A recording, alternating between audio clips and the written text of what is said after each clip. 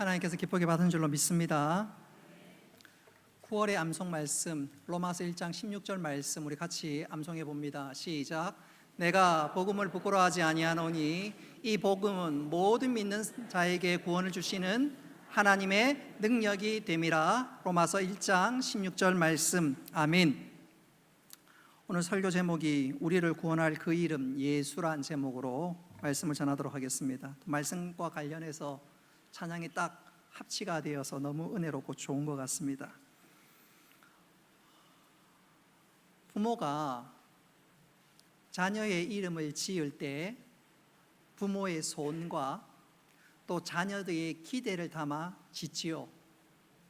오늘 주보에 보시면 김선대 서민정 집사님 가정이 출산을 했는데 아마 이름을 짓는다고 나름대로 고민하고 있지 않을까 그런 생각도 해보고, 또 지금 2층 유아실에 있지만 또 우리 김설래 집사님 또 손녀 22일 날 출산 예정으로 있는데 이름 뭐 지을까 나름대로 고민과 또 나름대로 어떤 계획을 가지고 있을 거예요. 분명한 것은 부모가 자녀의 이름을 지을 때는 좋은 뜻과 좋은 기대를 담아 짓습니다.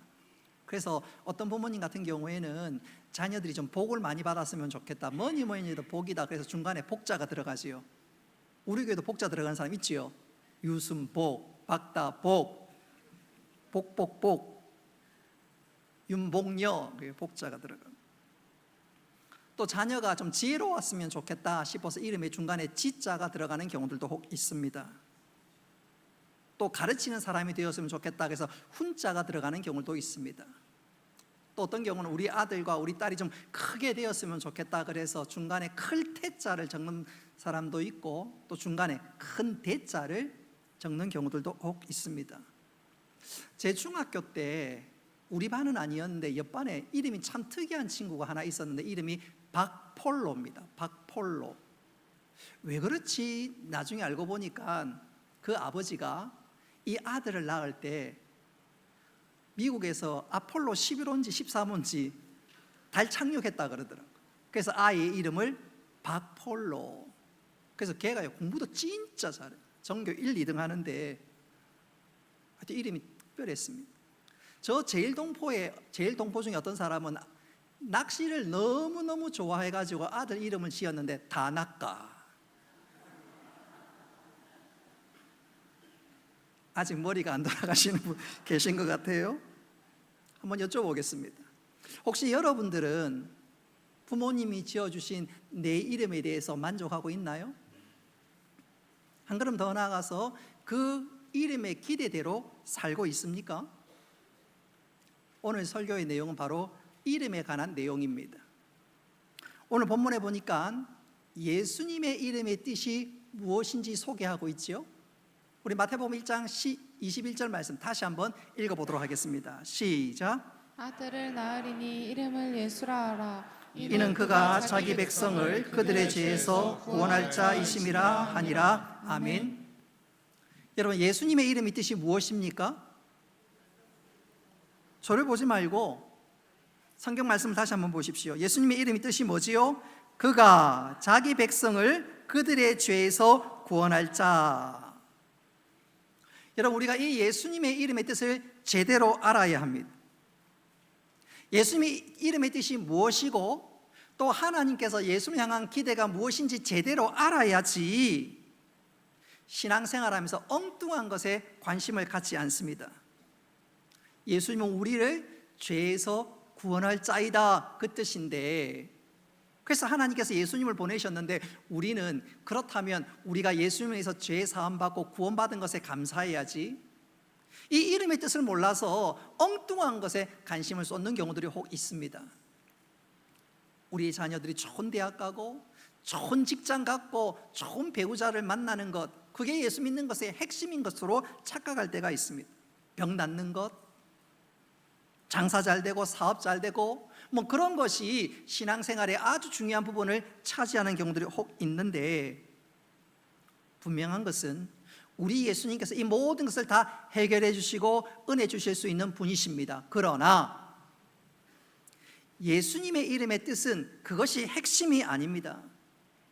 오늘 읽은 말씀 그대로 예수의 이름의 뜻은 우리를 자기의 죄에서 구원할 자다. 그래서 앞으로 짧게는 한 10주, 길게는 한 15주까지 제가 예상하고 있는데, 예수님이 어떤 분이고 또 예수님이 우리에게 어떤 분임을 우리가 입으로 고백해야 되는지 한번 살펴보도록 하겠습니다. 그래서 내가 어떻게 예수 믿고 또 예수님이 어떤 분인지 정확하게 알 뿐만 아니라 11월 달, 12월 달 돼서 인근에 아파트가 지어지고 또 전도해야 될 그 시점에 내가 알고 있는 이 예수님을 잘 증거할 수 있는, 그래서 복음으로 잘 무장될 수 있기를 바라서 우리가 이 시간 오늘부터 시작해서 짧게는 12주, 한 10주에서 12주, 많게 하면 15주까지, 아마 연말까지 예수님에 대해서 우리가 살펴보게 되겠는데, 자, 우리가 이 예수님을 살피면서 우리가 예수님을 깊이 알아갈 뿐만 아니라 예배 시간마다 부흥회 같은 시간이 될 수 있기를 주님의 이름으로 축복합니다. 그래서 제가 오늘 예수님의 이름을 증거할 때 여러분 그냥 한번 지나가는 것이 아니라 믿음으로 받고 아멘하는 가운데 진짜 예수님의 이름을 소중히 여기고 그 이름을 사랑할 수 있는 우리 모두가 되기를 주님의 이름으로 축복합니다. 자, 오늘 이 예수란 이름에는 크게 4가지의 중요한 의미, 중요한 교훈을 갖고 있습니다. 첫째는 예수란 이름은 우리의 형편이 어떠한지 정확하게 보여주고 있습니다. 자, 예수란 이름은 바로 내가 어떤 존재인지, 나의 정체는 무엇인지 보여주는데, 우리 21절 말씀 다시 한번 읽어볼까요? 시작. 아들을 낳으리니 이름을 예수라 하라. 이는 그가 자기 백성을 그들의 죄에서 구원할 자이심이라 하니라. 아멘. 자, 오늘 예수란 이름은 우리의 형편, 우리의 사정을 정확히 콕 찍어서 말씀하고 있는데, 그 내용이 뭐지요? 우리의 형편이 뭐지요? 죄인이라는 것입니다. 오늘 예수님의 이름에서 우리가 발견할 수 있는 첫 번째 사실은 우리가 죄인이라는 사실을 예수란 이름 속에서 우리가 깨닫게 됩니다. 이것은 이 마태복음 1장 21절뿐만 아니라 로마서에서도 우리가 죄인임을 증거하는데, 자, 우리 로마서 3장 23절 말씀 다 같이 읽어보겠습니다. 시작.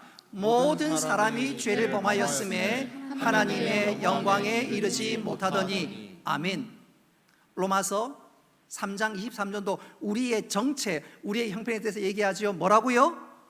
너는 죄인이다. 로마서 3장 10절도 똑같은 말씀을 합니다. 같이 한번 읽어보겠습니다. 시작. 기록된 바 의인은 없나니 하나도 없으며. 아멘. 오늘 읽었던 마태복음뿐만 아니라 로마서 2곳에서도 우리를 향해서 너는 죄인이다 말씀하고 있습니다. 근데 문제는 이 죄인의 마지막 모습, 마지막 최후는 어떻게 될까요? 죄인된 우리의 마지막 최후는 어떻게 될까요? 로마서 6장 23절 말씀 같이 한번 읽어보겠습니다. 시작. 죄의 삭은 사망이요. 죄의 결과는, 죄의 값은, 죄의 마지막은 사망이다, 그렇게 얘기합니다. 오늘 성경에 보니까 우리는 죄인이고 그 결과 우리는 이 다음에 죽으면 망하게 되었다, 사망이다 그래요. 사람이 죽으면 그것으로 끝, 없어지고 깜깜해지는 것이 아니라 사람이 죽으면 그 다음에는 어떻게 된다고요? 망합니다. 망해. 이것은 바꿔 얘기하지 않으면 사람이 죽으면 망해서 지옥 간다는 말입니다. 그래서 우리가 죄인이란 것은요, 진짜 심각한 문제가 아닐 수가 없습니다. 죽으면 그것으로 끝이 아니라 죽으면 망하는 것입니다. 우리 옆 사람에게 한번 외쳤으면 좋겠습니다. 두리두리 짝짓고 한번 따라합시다. 죽으면 망합니다. 죽으면 망해요. 왜 죽으면 망하지요? 우리가 죄인이기 때문에 그렇습니다. 그러니까 이 문제를 해결해야 되겠는데, 이 문제를 해결하기 위해서 오신 분이 누구시라고요? 바로 우리 주 예수 그리스도십니다. 그런 거로 우리 예수님의 최대의 관심사는 뭘까요? 죄 문제입니다. 여러분, 예수님의 최대의 관심은 바로 죄 문제입니다. 저는 이것을 이렇게 강조하고 싶어요. 마가복음 2장에 보면 한 중풍병자가 예수님에게 고침받기 위해서 찾아왔습니다. 친구의 도움을 입어서 예수님에게 찾아왔습니다. 그때 예수님께서 이 중풍병자를 고치시기 전에 한 가지 말씀을 하셨습니다. 우리 마가복음 2장 5절 말씀 다 같이 읽어보겠습니다. 시작. 예수께서 그들의 믿음을 보시고 중풍병자에게 이르시되 작은 자야 내 죄 사함을 받았느니라 하시니. 아멘. 예수님은 이 병자를 고쳐주기 이전에 뭐라고 말씀하셨습니까? 죄 사함을 받으라. 예수님은 육체의 질병의 고통보다 더 중요하게 긴급하게 해결해야 될 것이 있는데 그것이 바로 죄 사함이라는 것입니다. 죄 사함, 죄 문제라는 거지요. 여러분 생각해 보면 우리 인생에 겪는 모든 문제는 죄에서부터 비롯되었습니다. 어떤 분 그런 분들이 있어요. 옛날에는 사는 게 괜찮았는데 요즘에는 왜 그렇게 살인, 강도, 강간, 도둑질, 사기가 많을까? 진짜 살기 어렵네, 힘드네. 근데 정말 그럴까요? 여러분 우리가 겪고 있는 이 모든 문제는 죄에서 비롯되었습니다. 여러분 살인, 도둑질, 강간, 강도, 사기 그건 옛날 얘기가 아니라 지금 얘기가 아니라 옛적부터 그랬습니다. 우리 마가복음 7장 21절로 23절 말씀 다 같이 읽어보겠습니다. 시작.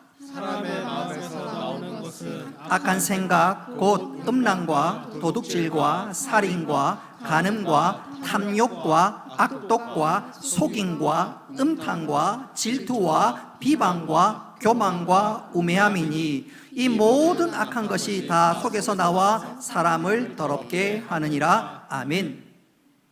우리 주위에 있는 여러 가지 죄악들, 그것은 오늘날 사람이 악해서가 아니라 이 땅의 모든 사람들이 다 죄인이기 때문에 우리 속에 이게 가득하니까 감출 수 없어서 터져 나온 거지요.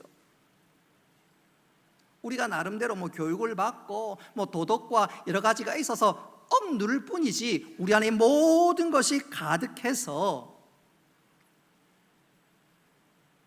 이 모든 일들이 악함이 터져 나온 것입니다. 근데 문제는 죄는 무서운 힘을 갖고 있어요. 여러분 죄는 정말로 무서운 능력을 갖고 있습니다. 예컨대 내가 절대로 도박 안 해야지 하고 손가락을 잘랐습니다. 손가락이 이렇게 되었어요. 도박 안 할 것 같지요? 천만의 말씀. 요 사이에 화투장을 끼워서 고스톱을 칩니다. 손가락 잘랐는데, 안 하겠다 잘랐는데 또 잘려진 손가락으로 도박질을 합니다. 여러분 도박이 나쁘다 몰라서 못 끊는 것이 아니라 죄가 엄청나게 무서운데 한번 따라합시다. 죄는 중력과 같습니다. 여러분 중력은 모든 것을 다 끌어당기지요. 우리가 아무리 하늘 높이 뛰어도 떨어지는 게 바로 중력 때문이 아닌가요? 여러분 죄는 중력과 꼭 같습니다. 우리가 아무리 벗어나려고 해도 우리를 끄집어 당깁니다. 그리고 마지막에는 죄인된 우리의 마지막은 어떻게 되지요? 사망입니다. 죄인이 이 땅에서 살다가 아무리 죄에서부터 벗어나려고 그래도 못 벗어나고 종국에는 죽어서 망합니다. 그런 우리를 하나님이 불쌍히 여기셔서 이 땅에 우리의 죄를 해결할 한 분을 보내셨는데 그가 누구지요? 우리 주 예수 그리스도십니다. 자, 예수란 이름의 첫 번째는 우리가 죄인이란 사실을 분명히 소개할 뿐 아니라 두 번째로 이 죄를 해결하기 위해서 하나님이 누구를 보내셨다고요? 예수님을 보내셨다는 것입니다. 한번 따라합시다. 예수님만이 죄 문제를 해결할 수 있습니다. 근데 문제는 현대 사회는 죄란 단어를 너무너무 싫어합니다. 그래서 죄를 포장을 해요. 여러분 동성연애 그 정말로 잘못됐지요? 성경은 분명히 그걸 죄라고 지적합니다. 하나 물어보겠습니다. 여러분 우리 아들이 동성연애를 해가지고 아들이 결혼을 한 사람을 데리고 왔는데 얼굴에 털이 수북해. 그리고 수북한 그 남자가 어머니 그리고 어떤 여자가 딸이 결혼할 사람을 데리고 왔는데 여자야. 그리고 그 여자가 목소리 깔면서 어머니, 여러분 그게 말이 될까요? 여러분 동성애는 분명히 죄입니다. 근데 오늘 현대사회는 이 동성연애를요 취향의 차이라고 죄를 포장하고 감추어 버립니다. 여러분 음주운전도 그 잘못이지요? 그 죄입니다. 근데 아이고 얼마나 속상했으면 술을 마셨을까? 심신미약이다. 죄를 죄로 여기지 않습니다. 중년에 바람 피면 그거 분명히 불륜이지요. 근데 텔레비전이 포장합니다. 중년의 로맨스야, 로맨스야. 소설 메디슨 카운티 다리 보면요 진짜 멋지게 포장합니다. 그러면 어머머 하면서 나도 한번 저런 로맨스 했으면 좋겠다. 그러면 망하는 거예요. 세상은요 죄를 포장합니다. 감춥니다. 근데 문제는 그것이 교회에도 슬그머니 들어와 버렸습니다. 특별히 우리가 정신 못 차리면 죄를요 심리학으로 포장을 합니다. 죄를 죄로 다루지 않아요. 아, 그럴 수 있겠다. 충분히 그랬겠구나. 이해하고 고개를 끄덕거려 줍니다. 그러면서 죄를 회개하기는커녕 적극적인 사고방식이나 치유 상담이나 그런 문제로 치환해 버려요. 죄를 죄로 다루지 아니하니까 회개도 없고, 회개가 없으니까 교회가 힘을 잃어가 버립니다. 그러나 하나님 보십시오. 우리 하나님은 죄를요 심리학으로 포장하지 않습니다. 한번 따라합시다. 하나님은 죄를 죄로 보십니다. 죄를 지어놓고 착한 일 하면 쌤쌤해서 넘어가는 정도가 아니라 하나님은 죄를 죄로 보십니다. 그리고 그 죄를 얼마나 미워하시는지 당신의 아들, 외아들 우리 주 예수 그리스도를 십자가에서 죽게 내버려 주시기까지 죄 문제를 적극적으로 해결했습니다. 여러분 죄를 죄로 여길 수 있어야 되고, 그래서 하나님께서 예수님을 보내셨습니다. 왜요? 우리를 죄에서 구원하기 위함입니다. 할렐루야. 자, 마태복음 1장 21절 말씀 다시 한번 읽어보도록 하겠습니다. 시작. 아들을 낳으리니 이름을 예수라 하라. 이는 그가 자기 백성을 그들의 죄에서 구원할 자이시니라 하니라. 아멘. 여러분 예수님은 우리를 고치시기 위해서, 이해해주고 고개를 끄덕거리기 위해서 오시기 이전에 예수님은 우리의 죄 문제를 해결하기 위해서 이 땅에 오셨습니다. 중요한 것은 이 죄는 우리의 어떤 방법으로도 해결할 수가 없습니다. 교육으로 죄 문제를 해결할 수 있을까? 가당치도 않은 소리입니다. 우리가 1999년도에 그것도 12월 31일 날 많은 사람들이 긴장했습니다. Y2K 혹시 들어보셨어요? 갑자기 Y2K 문제로 컴퓨터에 무슨 큰 문제가 발생하고 그래가지고 하늘 나는 비행기가 떨어지는 것 아닌가, 그래가지고 1999년 12월에 진짜 걱정을 많이 했습니다. 근데 100년 전에 1899년도는요 1999년도와 분위기가 완전히 다릅니다.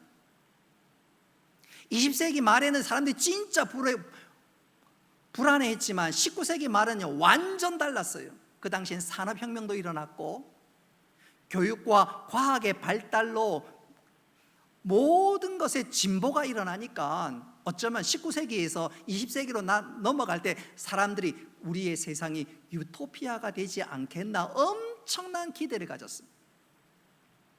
사람이 걸어가야 되는데 기차가 생기고 자동차가 생기고, 이야 앞으로 세상이 진짜 좋아지지 않겠나. 근데 그 예상은, 그 기대는 와르르 무너졌습니다. 20세기 초반에 1차 세계대전, 2차 세계대전으로 말미암아 엄청나게 많은 사람이 죽어가 버렸어요. 과학이 더 좋은 세상으로 우리를 인도할 줄 알았는데 과학이, 교육이 사람을 더 많이 죽였고 더 비참하게 만들었습니다. 다시 말하면 인간이 고안한 어떤 과학이나 어떤 기술이나 그 어떤 교육도 인간의 죄 문제를 해결하지 못하더라 그 말입니다. 여러분 이 죄 문제는 반드시 해결해야 됩니다. 그렇지 않으면 그 종국은 사망이기 때문에. 근데 중요한 것은 이 죄는요 그냥 없어지는 것이 아닙니다. 우리의 물건들이 시간이 지나면 녹이 나고 닳아 없어지는 경우들이 혹 있는데, 죄 문제는 그렇지 않습니다. 죄 문제는 그냥 없어지는 것이 아니라 누군가 반드시 죄값을 치러야 합니다. 죄는요 죄값을 치러야 그 문제가 해결됩니다. 근데 그 죄값은 엄청납니다. 엄청나요. 방금 우리가 살폈던 로마서 6장 23절에 보니까 죄의 삭은, 죄의 값은 사망이요 그랬습니다.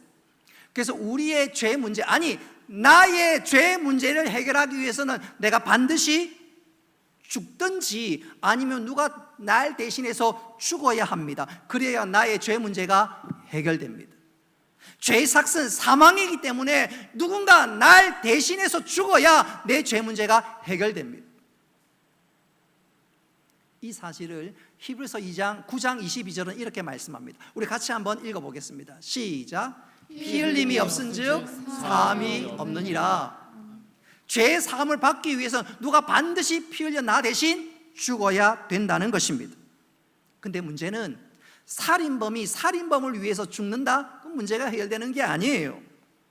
죄를 해결하려면, 내 죄를 해결하려면 첫째는 반드시 누군가 날 위해서 죽어야 되고, 그리고 죽는 그 사람은, 그분은 아무런 죄가 없는 존재가 되어야 합니다. 살인범이 살인범을 위해서 그는 의리고, 도둑놈이 도둑놈을 위해서 그는 의리고, 나의 죄 문제를 해결하기 위해서는 누군가 죽어야 되는데, 그 죽는 분이 누구라고요? 아무런 죄가 없는 존재, 고귀한 존재가 되어야 합니다. 세상에, 이 땅에 그런 존재가 어디 있습니까? 오직 예수님밖에 없는 것이지요. 여러분, 예수님께서 부활하셨다는 말은 죄가 없기 때문에, 죄에 속하지 않기 때문에 다시 살아나신 것입니다. 할렐루야. 그러니까 예수님의 이름과 그 예수가 바로 우리의 죄를 사하는데 합당하신 분이지요. 할렐루야. 그래서 요한 1서 2장 12절은 이렇게 말씀합니다. 우리 같이 한번 읽어보도록 하겠습니다. 시작. 자녀들아, 내가 너희에게 쓰는 것은 너희 죄가 그의 이름으로 말미암아 사함을 받았음이요. 아멘. 그의 이름, 바로 예수님을 통해서 우리가 사함을 얻는 것입니다. 바로 이것이, 예수님은 죄 문제를 해결하기 위해서 이 땅에 오셨고, 그 예수님이 십자가에 피 흘려 죽으심으로 우리의 죄값을 치렀고, 그 예수님을 믿는 자마다 죄가 용서받고 하나님의 자녀가 되는 것입니다. 할렐루야. 그래서 우리가 죄의 사함을 받고 하나님의 자녀가 되려면 예수님을 믿어야 합니다. 요한복음 1장 12절이 이 사실을 분명하게 증거하는데, 우리 같이 암송해 보겠습니다. 읽어 보겠습니다. 시작. 영접하는 자, 곧 그 이름을 믿는 자들에게는 하나님의 자녀가 되는 권세를 주셨으니. 이 말씀 그대로 우리가 예수 믿으면 우리의 죄가 사함받고 하나님의 자녀가 됩니다. 하나님 보시기 더 이상 죄인이 아니라 내 자녀가 됩니다. 바로 이 일을 위해서 예수님이 이 땅에 오셨습니다. 할렐루야. 여러분, 이 예수님의 이름과 이 예수님의 이름의 의미를 정확히 깨닫고 그 이름을 사랑하고 감격하고 날마다 내 신비에 새겨놓을 수 있기를 주님의 이름으로 축복합니다. 자, 예수님의 이름의 세 번째 교훈은 무엇이냐면, 이 이름은 바로 하나님이, 우리 예수님이 우리를 먼저 사랑하셨다는 것입니다. 마태복음 1장 21절 말씀 다시 한번 우리가 읽어보도록 하겠습니다. 시작. 이는 그가 자기 백성을 그들의 죄에서 구원할 자이심이라 하니라. 아멘. 오늘 이 말씀 보건대 우리가 구원을 받기 위해서 우리가 무슨 먼저 선제 조치를 취했다는 말이 없어요. 우리의 죄 문제를 해결하기 위해서 누가 먼저 손을 쓰셨습니까? 하나님. 하나님 먼저 손을 쓰셨습니다. 그래서 구원의 주도권이 내가 먼저가 아니라 하나님이 먼저입니다. 바꾸어 얘기하자면 하나님이 우리를 먼저 사랑하셨다는 것입니다. 에베소서 1장 4절과 5절의 이 말씀을 우리에게 보다 분명하게 소개하는데, 우리 같이 한번 읽어보도록 하겠습니다. 시작. 곧 창세전에 그리스도 안에서 우리를 택하사 우리로 사랑 안에서 그 앞에 거룩하고 흠이 없게 하시려고 그 기쁘신 뜻대로 우리를 예정하사 예수 그리스도로 말미암아 자기의 아들들이 되게 하셨으니. 아멘. 하나님이 우리를 택하시는데 언제요? 창세전에. 여러분, 이것을 시간적 의미로 생각하기보다는 창세전에, 이 말은 하나님께서 택한 백성은 하나님께서 반드시 책임지신다, 잊어먹지 않는다, 먼저 사랑하셨다, 그렇게 이해하시면 보다 이해하기가 쉽습니다. 오늘 에베소서 말씀 그대로 하나님 우리를 먼저 사랑하셨습니다. 그래서 죄인된 우리를 위해서 누구를요? 예수님을 보내시고, 그 예수님은 우리를 위해서 십자가에서 죄값을 지르시고 우리의 모든 문제를 해결해 주셨습니다. 더 중요한 것은 그 예수님을 믿는 자마다 하나님의 자녀가 되는 것이지, 예수님은 십자가에서 돌아가셨으로 끝난 것이 아니라 3일 만에 부활하셨습니다.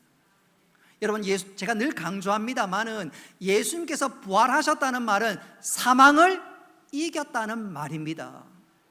근데 그 사망의 원인이 뭐지요? 죄입니다. 그래서 예수님이 부활하셨다는 말은 예수님께서 죄 문제를 해결하셨다는 거예요. 그리고 그 예수님께 속하는 자마다, 예수님을 믿는 자마다 더 이상 죄가 우리에게 왕노릇하지 않고 우리가 죄 문제가 해결받고 하나님의 자녀가 되는 것이지요. 방금 말씀드린 그대로 예수님이 부활하셨다는 말은 예수님에게는 아무런 죄가 없고 예수님께 속한 자마다 하나님의 사랑받는 아들과 딸이 되었다는 것인데, 그래서 예수님께서 이 땅에 오시고 우리를 위해서 죽고 부활하신 그 사건이야말로, 한번 따라합시다, 은혜 중에 은혜입니다. 여러분, 이 은혜가 날마다 우리 신비에서 풍성히 솟아날 수 있기를, 샘문처럼 솟아날 수 있기를 주님의 이름으로 축복합니다. 저는 이것을 이렇게 한번 강조하고 싶어요. 언젠가 여러분들에게 소개했던 실환대, 영국에서 있었던 일입니다. 한 젊은 부인이 아이를 안고 산을 넘어 집으로 돌아가는 도중에 엄청난 폭설이 와서 오도 가도 못하고 그만 폭설에 발이 묶여버렸습니다. 아이를 안고 집으로 돌아가야 되는데 폭설 때문에 도무지 돌아갈 수가 없고 그만 산에 갇히고 말았습니다. 다음 날이 되어서 집에 와야 될 엄마가 오지 아니하니까 이게 웬일인가, 어떻게 된 일인가, 그래서 소위 수색대가 조직되었고 그 엄마가 분명히 집에 돌아오지 않았으니까 산중에 헤매지 않겠는가, 그래서 수색하기 시작했습니다. 얼마나 수색했을까요? 어딘가에서 아이 울음소리가 들려옵니다. 응애 응애. 울음소리가 난 그곳으로 가보니까 아이 엄마가 있는데 엄마가 그만 얼어 죽고 말았습니다. 근데 자세히 보니까 그 엄마는요, 옷이 발가벗겨져 있습니다.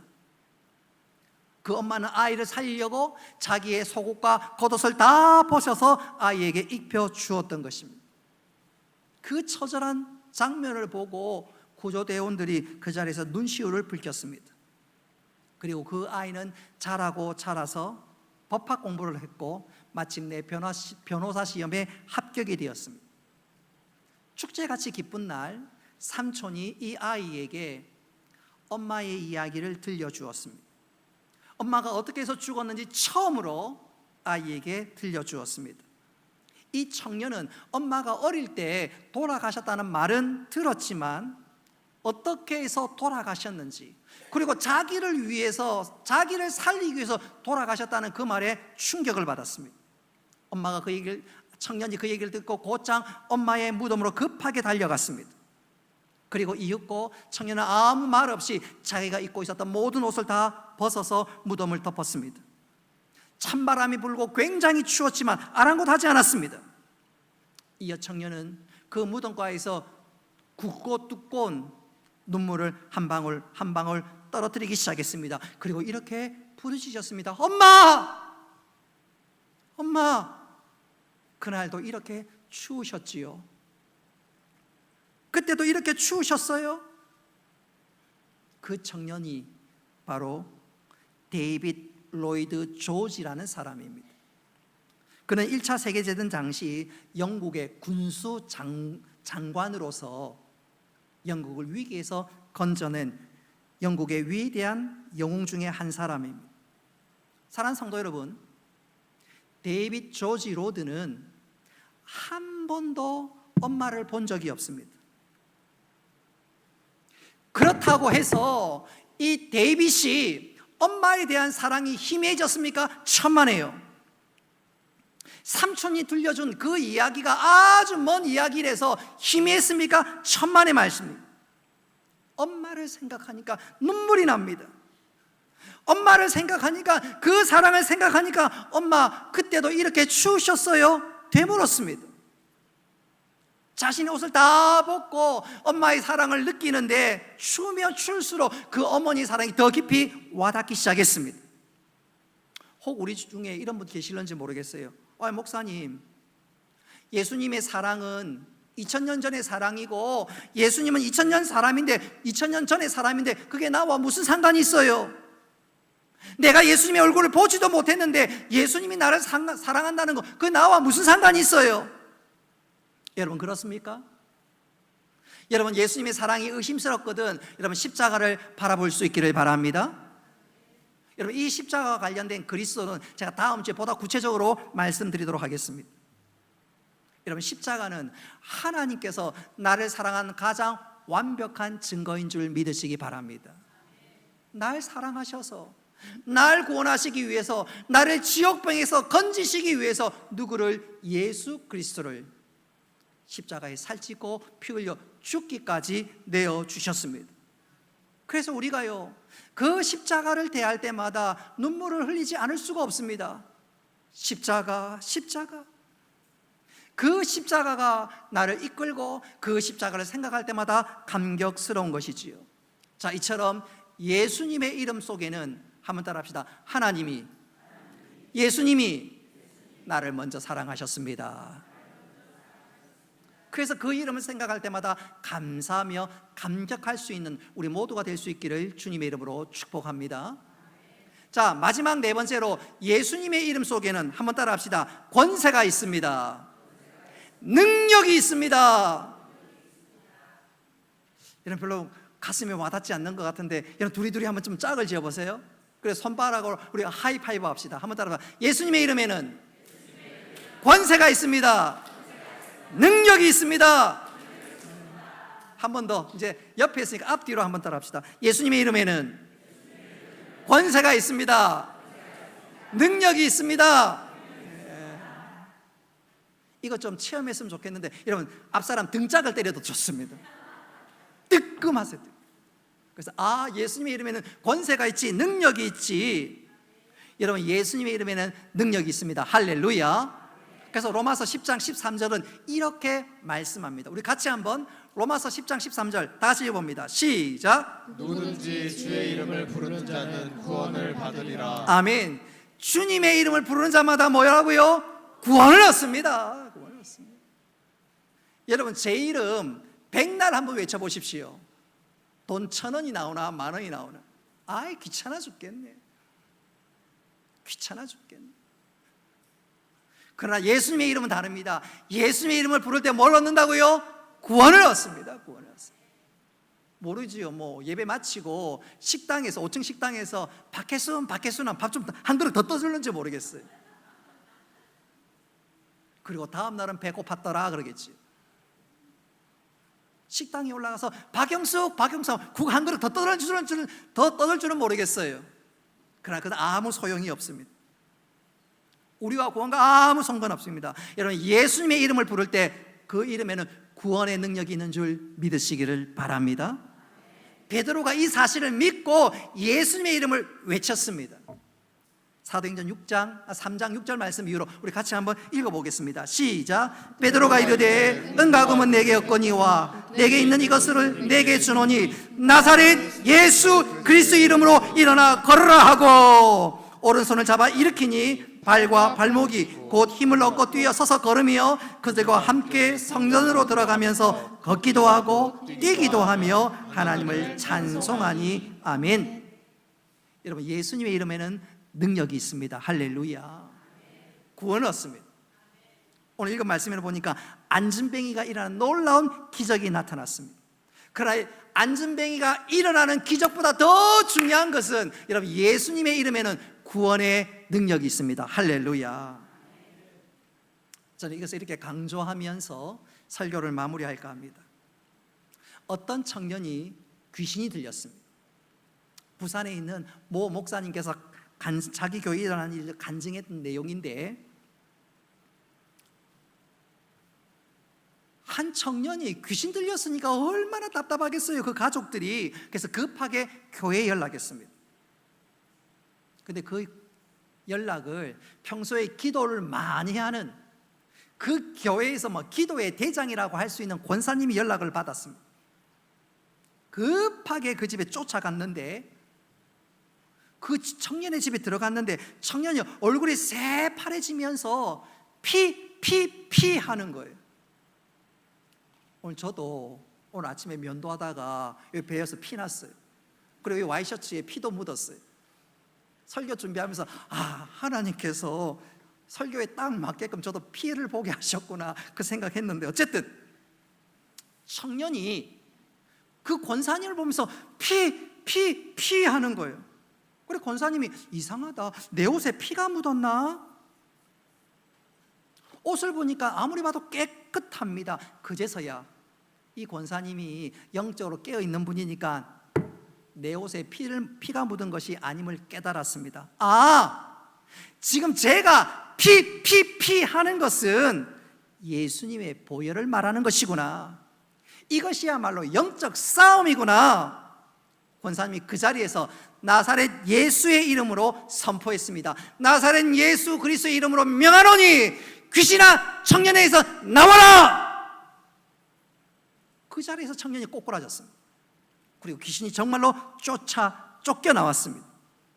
여러분, 예수님의 이름과 예수의 보혈에는 능력이 있는 줄 믿으시기를 바랍니다. 그 이름에 구원의 능력이 있습니다. 그래서 예수 그리스도의 보혈로, 예수 그리스도 이름으로 무장된 사람은 사단이 절대로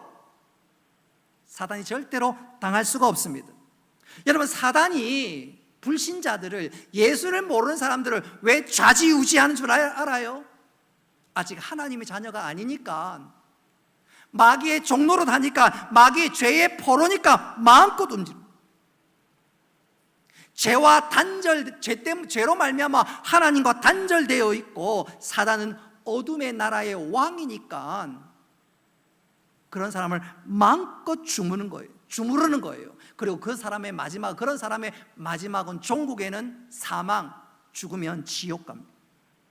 그거 생각하면요, 불신자는 너무너무 불쌍합니다. 이런 불신자들은요, 불 잘 생각하십시오.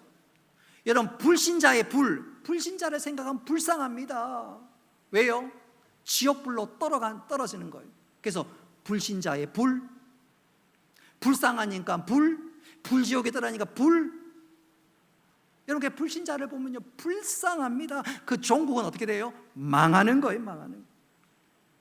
그런데 이게 웬일입니까? 희소식이 있습니다. 예수 믿으면 구원받습니다. 할렐루야. 예수님의 보혈이, 그 피가 우리의 모든 죄를 사하고 그 피를 힘입는 자마다 하나님의 자녀가 됩니다. 할렐루야. 어둠의 나라에서 빛의 나라로 옮겨지는 거예요. 그래서 사단은 결코 우리를 주무를 수가 없습니다. 건드릴 수가 없습니다. 예수 이름의 능력과 권세가 있습니다. 할렐루야. 이제 말씀을 맺도록 하겠습니다. 여러분, 우리가 예수님을 믿는다면, 믿음의 사람이라면 모름지기 예수님의 이름의 뜻이 무엇인지 제대로 알아야 합니다. 잘 모르면 엉뚱한 것에 관심 갖고 엉뚱한 것에 쫓고 그러다가 신앙생활에 완전히 그냥 맛을 잃어버리게 됩니다. 믿음 생활 제대로 할 수가 없습니다. 우리가 모름지기 예수님의 이름의 뜻이 무엇인지 제대로 알아야 됩니다. 여러분, 오늘 이 말씀을 통해서 예수님의 이름 뜻, 그게 뭐지요? 첫째로 우리가 죄인인 것과 죄인된 우리를 구원하시기 위해서 예수님이 이 땅에 오셨고, 하나님 우리를 먼저 사랑하셨으며 예수님의 이름에는 구원의 능력이 있기에 그 이름을 붙드는 자마다 구원을 얻는 것입니다. 할렐루야. 우리가 이 예수님의 이름을 제대로 알아서 날 위해 이 땅에 오신 예수님께 감사하며 그 이름에 감격하며 그리고 그 능력에 힘입어 이 믿음의 길을 잘 감당하고 걸어갈 수 있는 우리 모두가 될 수 있기를 주님의 이름으로 축복합니다.